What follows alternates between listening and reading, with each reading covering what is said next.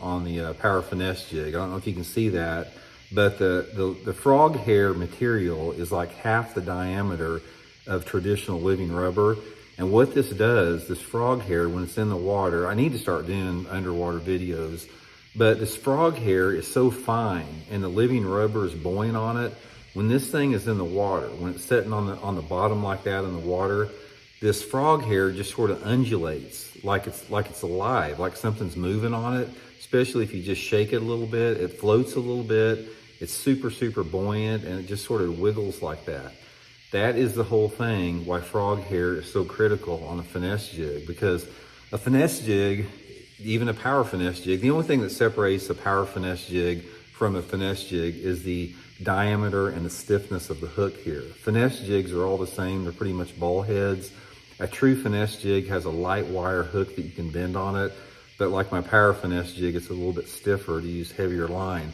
But anyway, that's regardless if it's a power finesse jig or a regular finesse jig, it's designed to have attention to detail to get the fish to bite that are inactive. And that's the good thing about like my jig here. It's hand-tied living rubber, which makes the skirt flare out on the collar here. If you look at a traditional jig, like most cheap jigs you can buy in the store, they're silicone skirt and they've got the rubber, like the rubber band tie on there.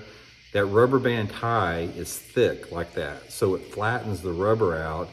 It also rots over time and it won't flare it out. You can't flare silicone out like you can living rubber like this.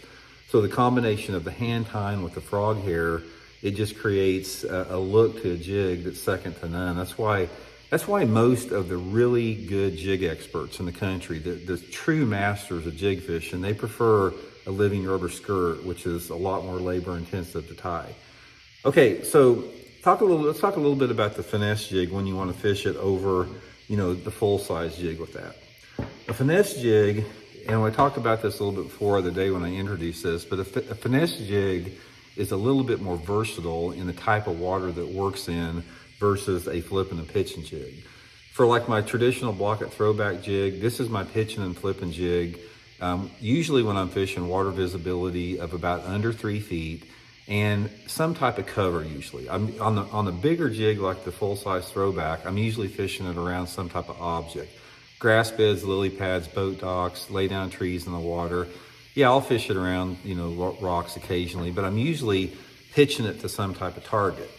Now, on a finesse jig, you can do the same thing with that. You can pitch a finesse jig around targets, but the thing that makes a finesse jig stand out over a regular jig is its ability to catch fish on non-target type areas.